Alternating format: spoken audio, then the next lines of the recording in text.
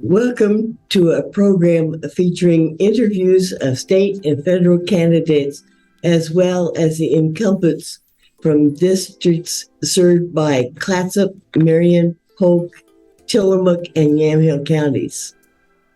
I'm Ruth McEwen, an advisory council member serving Northwest Senior and Disability Services Advisory Council. I want to welcome candidates, incumbents, and advisory council members to the 2022 Candidate Forum, which is sponsored by our Senior Advisory Council and our Disability Services Advisory Council. Northwest Senior and Disability Service is a local governmental organization that provides Medicaid, Oregon Project Independence, Older Americans Act, and grants-funded programs. The mission of the Northwest Senior and Disability Services is to promote dignity, independence, and health, honor choice, and empower people. The assistance and support we provide consumers include information and assistance, in-home and community-based services, and financial and medical help, meal sites and home-delivered meals, option counseling, adult protective services, Medicare counseling, peer mentoring, money management, as well as health and wellness programs. Because of the number of state legislative districts that our service area covers, we have invited a large number of candidates to be interviewed. Each candidate has been given information on the format used in these interviews. Each candidate will be introduced by a member of the advisory councils. Then each candidate will have the opportunity to answer questions which will be timed. That way you, the viewer, can compare apples to apples. We thank these candidates for their willingness to share their views about services for Oregon seniors and people with disabilities. Hello, I'm Judy Richards, and I'd like to welcome Chris Wright, Democrat candidate running for House District 23. Welcome. Thank you. Thank you. Thank you for inviting me. I'm honored. Tell us about your platform and experience that would encourage a senior or a person with a disability to vote for you. Oh, I was canvassing prior to being in quarantine. I was very grateful to have an opportunity to talk with seniors and persons with disabilities from contrasting economic backgrounds, resulting in different levels of need. I now have a much greater understanding of what issues are important to them, yet I have identified a common backbone of needs that complies also or is part of my platform. And that would be broadband connectivity, long-term affordable quality mental and health care and wellness, accessible low and no pay medications, transportation and mobility, affordable quality, stable housing, food security, and safe care. One of the problems with the care of our seniors and disabled is financial, physical, and elder abuse. And perpetrators of elder abuse should be held accountable and prosecuted to the fullest extent of the law. We need to really help protect our vulnerable citizens a lot more. And my family is not gone untouched concerning elder abuse. On phone calls with my own father, he always stated with me he was doing well and being cared for by a family relative living near him. When visiting my dad, I realized he had suffered medical neglect and financial abuse at the hands of my relative. A few family members and I took over I took his medical care, and others blocked any future financial abuses. But not everyone has a family to intervene for them. Seniors and the disabled suffer chronic abuses. I'm also the mother of a child born with an undetected medical condition that gave rise to multiple disabilities at 8 years young. I am still very thankful for the nonprofits and the agencies that reached out to help me and my child in any way they could. Concurrently, while raising this child, I had an on-the-job injury on federal property that changed my life, giving me insight at an early age how vulnerable a person is to receive good care. You literally are trusted to the individuals to take care of you, not financially, sexually, or physically abuse you. I have experienced a variety of abuse myself, aware of built-in barriers and biases associated with disability and low income. And after fighting the federal government alone, my Federal Employee Workers Union, House Representative Elizabeth First, and Senator Wyden stepped in as my advocates. Taking the time for the one, these key people, I found meaningful assistance and resolve for my on-the-job injury. I was retired from federal service in 1997. Ultimately, without their help, I know my child's life and mine would have had a different ending. I have been inspired and desire to pay it forward to advocate for those who have no voice or visibility in our society. And I hope to advocate for you relentlessly like a buoy as your candidate for State Representative 23. Thank you. Tell us what you know about OPI and how it improves the lives of seniors and people with disabilities. Being able to stay at home in your own surroundings. We actually were faced with this with my father to either move him, and it was really traumatizing to him. So rather than go through all these traumatizing events for him, it was then settled to keep him in his home. And with OPI, independence, personal independence is everything. It's your freedom, it's your need and your dignity of having your own care and what you do in an everyday activity versus a nursing home, which is very structured, and other issues like that, as well as the costs. Thank you. How would you prioritize the state funding, including the funding that is matched with federal funds, such as Medicaid, for services to an increased senior and people with disabilities population? Well, funding of OPI should be permanently funded, and that should be addressed with Congress. OPI shouldn't be at risk every year for buying and competing for Oregon General Fund dollars.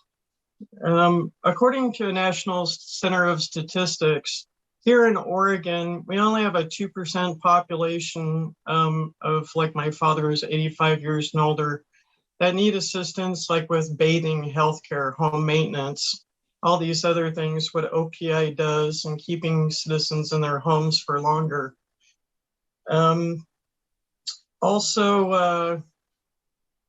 We will be in less than 7 years, the age group for this county, or actually all of Oregon, will go from the 65-75 age bracket in 7 years. Will now go from the documents I read before from 2019, will actually be in the 75-85-year-old bracket. And that will be a 12% increase. Right now, OPI serves 2% of the population. So permanent funding is really important with the upcoming increases in population. During the Oh, I'm sorry. Excuse me. go ahead. We need to move on because you're going to run out of time. Okay. During the time of this increased risk of homelessness and food insecurities, which you did touch on a little bit, what would you do on a state level so seniors and people with disabilities no longer face a lack of accessible, affordable housing and receive appropriate nutrition? Okay. Well, I may have an unusual way to address that. As a planning commissioner, let me find my. As a planning commissioner, I have seen that through the studies that over 3/4 of the average population can't afford houses. And I think a bill should be introduced to mandatorily in development, redevelopment, and urbanization, every 1 unit for every 10 units developed be specifically for seniors, disabled, and of challenged income. As well as that, one of the things that was talked about is cities own properties as well as counties. And we should be taking those properties and have cities cooperate with developers and actually offer low-income housing to their citizens.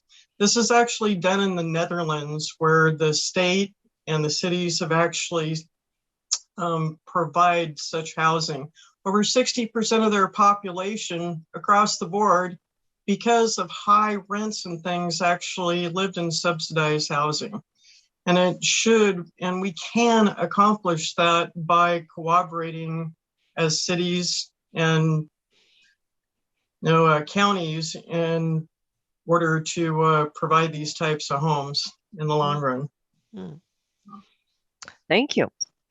What would you do as a legislature to address the behavioral health issues that have been brought on by health issues and isolation related to the pandemic?